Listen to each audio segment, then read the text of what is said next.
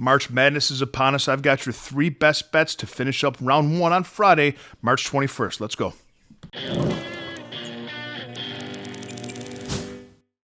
What's up, everybody, and welcome to the jungle. I've got your 3 best bets to conclude round 1 of the tournament on Friday, March 21st. But if you want my full betting card for the tournament, but for everything, go to silverbackjungle.com, click Become a Jungle Member, or text that number on your screen.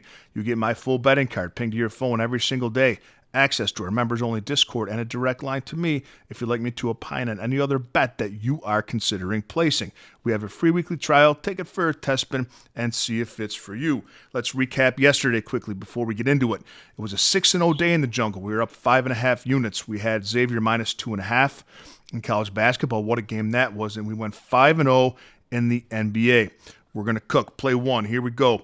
We're going with this first game on the calendar on Friday, noon Eastern time, 9 o'clock West Coast. It's 8 versus 9, Baylor versus Mississippi State. We're back in Baylor on the money line, even odds, plus 100 over on DraftKings. Mississippi State comes into the tournament not in their best form. In their last 7 games, they haven't beaten anybody not named LSU, and they have straight-up losses in that stretch to Oklahoma, Arkansas, Texas, all teams who were ranked below Baylor, according to KenPom.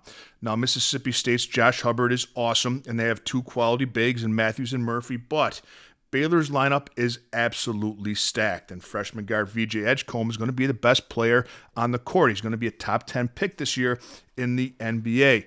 One of Mississippi State's weaknesses defensively is defending the perimeter, and I don't think they have the athleticism to match up with Edgecombe there. Now, both these teams have struggled to defend the 3, and although Hubbard will get his, Baylor has more three-point shooters, and they're a better three-point shooting team in general, 4% better on the season, which is a big difference. Along with the 2 freshman studs and a deep roster, Baylor brings Final Four experience. Senior forward Norchard Omier, and if you haven't seen this kid play, my God, he's a beast. I think he's going to be the biggest difference in this game, averaging 16 points a game, 11 rebounds, Final Four experience. This team is stacked. They're ready for this. In a tight game, back Baylor on the money line. Game number 2, it's another money line plus money underdog play.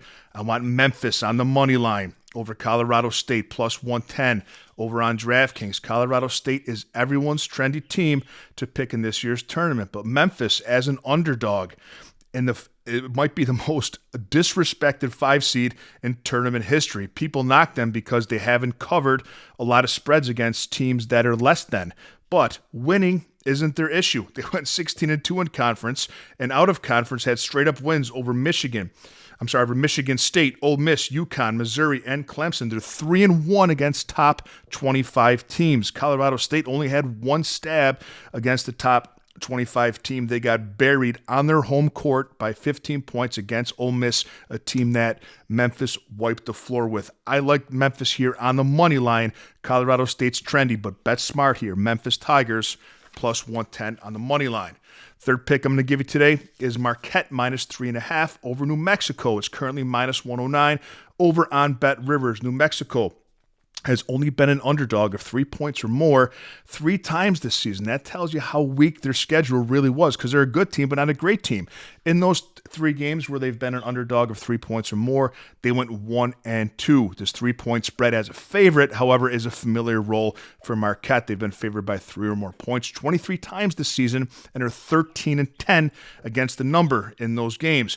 New Mexico is a good team. They have some decent size and good guard play, but Marquette's Cam Jones, if he gets going, it's going to force the Lobos, the Mexico Lobos, into a 3-point game, which they don't want to do. They prefer to score from down low. If Cam Jones gets to that form that we know he has, remember he was a potential player of the year at the start of the season. He's gonna put them in a hole. They're gonna have to shoot the 3. That's something that they don't want to do.